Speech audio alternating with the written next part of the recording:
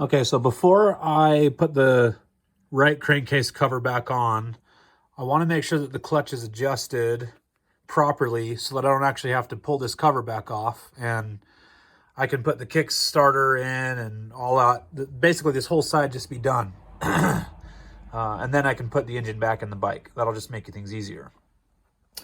Now, this is just a little bit different scenario that you would encounter because the engine is clearly already off of the motorcycle and there's no cable from the handlebar, from the clutch lever connected to the engine, right?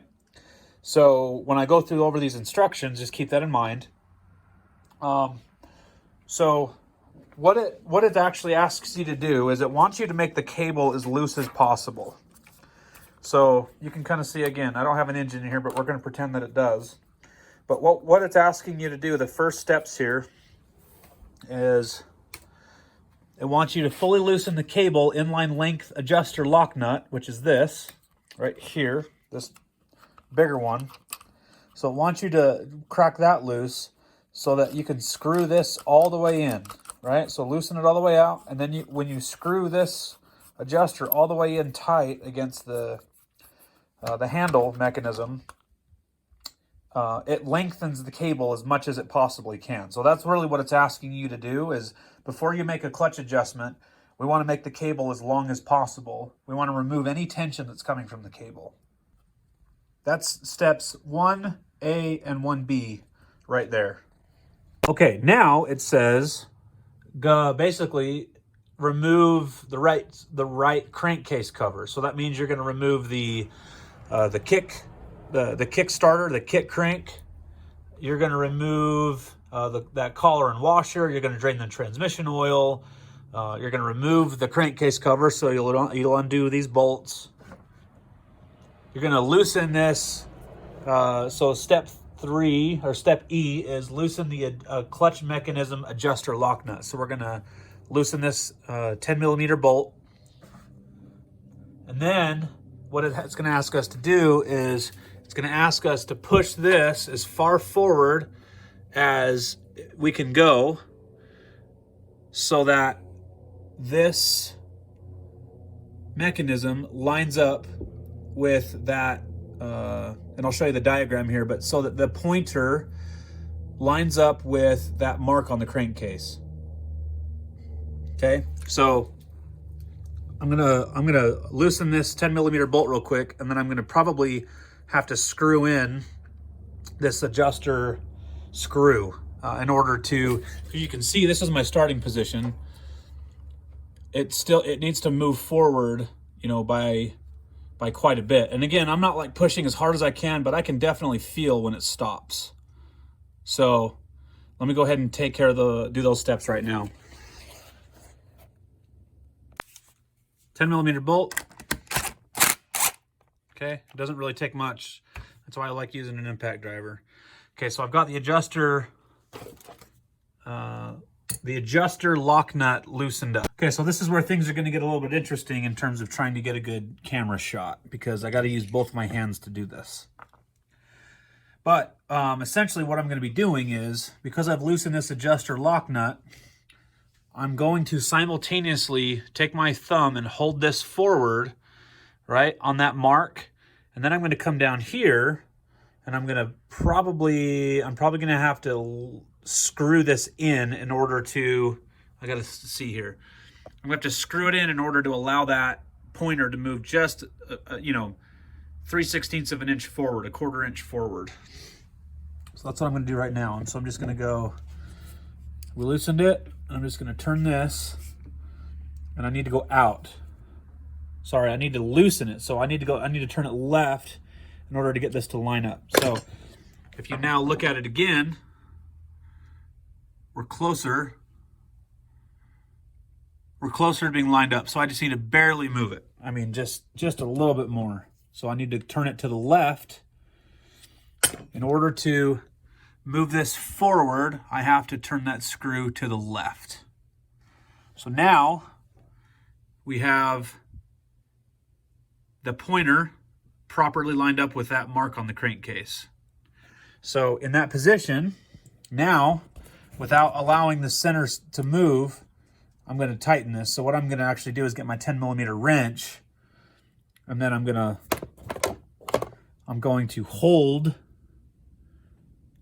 I'm going to hold this from turning with my screwdriver, and then I'll use my open-end wrench to tighten that. So I'll put my wrench on there, put the screwdriver to hold it in place, and I'll start tightening. Oh, that turned a little bit, so got to be careful to... Okay, now it doesn't necessarily give a torque spec. In fact, I'm going to go see if I can find... I don't really know if I can even get a torque spec on this because... Yeah, see, it actually moved. So this is... My target actually moved. So I'm going to loosen that nut again.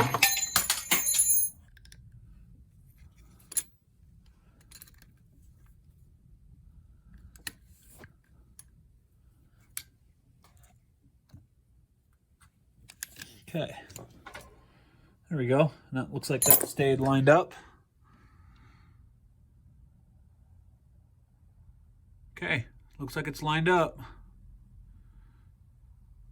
Okay, so basically my clutch is adjusted, and per the service manual, I should be confident that I should be able to find, now that I have I still have the cable length that I can adjust if I don't like the feel of the clutch, but I can be assured now that I can put this crankcase cover back on and I'm not going to have to take it back off to do a clutch adjustment. So that's how you do a clutch adjustment on a 1978 DT175. I would imagine the 125, versions and probably within all of the years of them building the DT175, DT125, this procedure is probably the same.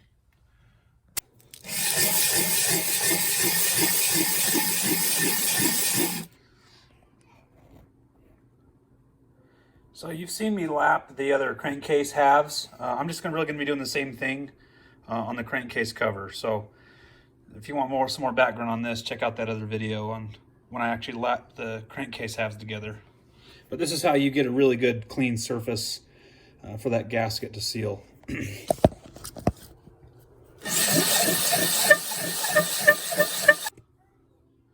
you can see, nice and clean. It's the easiest way to do it. Okay, so before I put the gasket on, I'm just going to give this another really good cleaning with acetone. And then I also, I pulled the dowel pin out of the crankcase cover so that I could put it right directly in here. So I have both dowel pins on the crankcase now because I need something to hang the gasket on. It's just so much easier to install when you've got something for the gasket to rest on. Or I guess hang on would be a better description.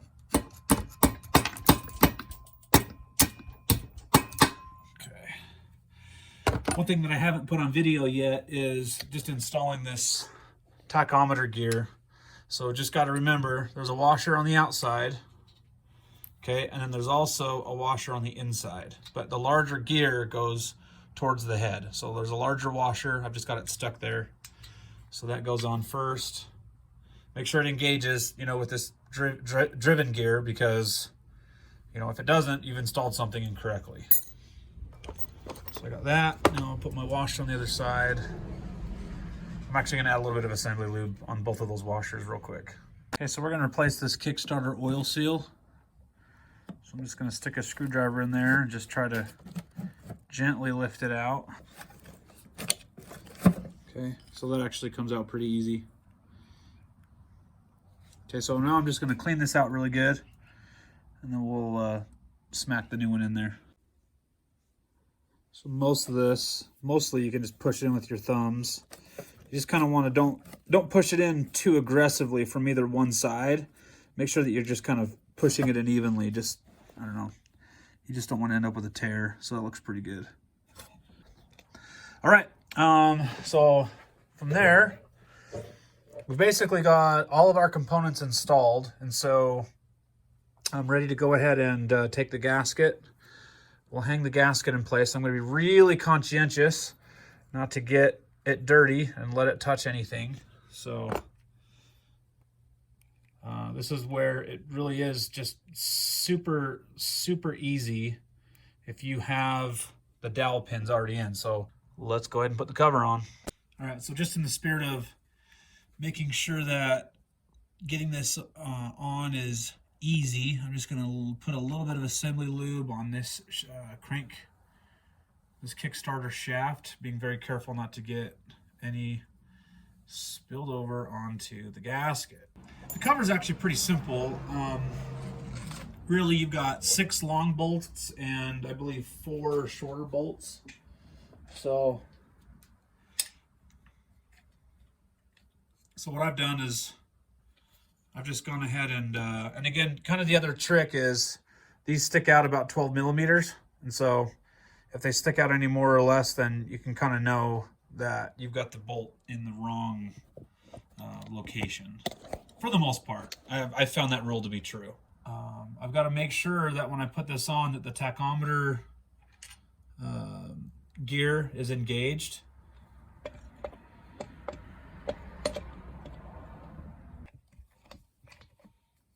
Okay, so far so good. Just want to make sure that I grab some threads on each one of these, because sometimes the gasket shifts just a little bit while you're finagling and getting things lined up, especially down in this corner, because down here in this corner is where the gasket is. It's got a kind of, you know, a lot of funny shapes and skinny areas that can tear easily, bend easily. Feels like I got threads started pretty much everywhere.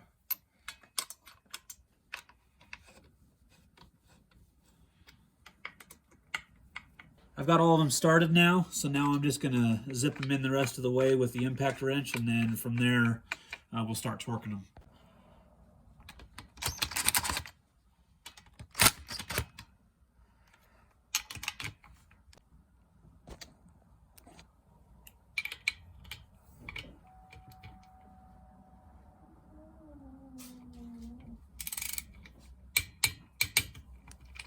We've got all our bolts in. We've converted this to socket head bolts. We moved away from these pan head screws, which, you know, not the worst thing in the world. I just think that tightening the socket head screws, and again, I've covered this in another video, my opinion, but I just think that these are so much better. I think that they are so much more reliable that you can torque down to the right torque setting and ensure that everything is even. It's just hard to do it with a Phillips head anything. We are now going to install the Kickstarter. I'm going to go through, there is actually some ways that you can service the oil pump. So I'm going to kind of dive into that. I may actually do this piece when I've got the engine back in the motorcycle. I'm going to go through the service manual and just kind of decide if that's, you know, better to do. It is up on the workbench. I mean, the low-hanging fruit answer is it's probably easier to do while it's up on the workbench, but we'll just kind of see. So there we go. On to the next steps. But pretty much, I think I'm ready to go ahead and put the engine back in after I complete those steps. So worth noting, the oil dipstick actually does fit past that screw. I mean, it's just barely, but I was kind of thinking I was going to have to pull this out and shave it down a little bit. But no, it works. It's almost as if the engine should have been designed from the beginning this way with these better fasteners, but that's just me. And that was the 70s. All right, so I got the Kickstarter on there. Pretty simple. You do have to pull the screw all the way out. The screw will not, if you leave it partially in there, you cannot slide it onto the shaft. So you have to pull the screw all the way out, and then you should be able to put it on. Now see how close I got this? See where it stops? All like right against the case. That's where I wanted to do it so that I have the maximum amount of kick, right? So if I go to kick it, I don't want it to hit the crankcase when it comes, you know, when it recoils, but I also want to make sure that I'm not like starting out like right here, right? And then wasting that much room. Not to mention the fact that I want this Kickstarter, you know, to fold up nice and tight in there. All right, so I'm going to put oil in it right now, and I'm going to let it sit with oil over, for the next week or so until I decide I'm going to come and work on this. But before I do that, I got to torque this drain plug to 18 foot-pounds. So I'll torque it to 18 foot-pounds, and then right here on the case it says oil is 650 cubic centimeters, plus or minus 50. If you look at the service manual, it's plus or minus 50 cc's. So it says, though, total that should be in the crankcase is probably about 750. So when you go to change your oil, there's probably going to be some residual amounts stuck up in right underneath the weights on your crankshaft. So that could account for like 100 cc's or something. That is what they're talking about. I know that this motor is completely and totally empty, and really all I want to do is I want to test the gasket. I want to test the crankcase seal that I've got here. I want to test my weld fix that I did, all this other stuff. I just want to get some oil in it and make sure that it doesn't leak. All right, so what I'm going to do is I'm going to start out putting exactly 650 cc's in here, and then that'll be good enough for what I'm trying to do. That'll be plenty to start it, run it for a little bit, get it going, and then check the oil. So what I'm actually going to be using in this is this little handy dandy thing called the ratio right. So this thing's pretty handy because I use this to mix my my mixed gas, where you add your 2-cycle oil into your gasoline for your 2-stroke yard equipment, motorcycles, whatever. So it's pretty cool, and I'm not, this is anything but a paid advertisement, but I'm just telling you what makes my life easier. So basically, you can just say, hey, for the number of gallons that you're trying to make, and for the ratio that you're trying to hit. So, for example, if you're trying to hit like a 32-to-1 ratio on 2 gallons of gas, then that's how much 2-cycle oil you fill it up to that line, and then pour that in your gas tank, mix it up, and you're good to go. On the other side, it has measurements for pints, cc's, and fluent ounces. So it has a maximum of 500 cc's, and so I'm going to go ahead and fill this up to 500, and then I'll fill it up again to 150, and then pour it in there. Make it nice and accurate.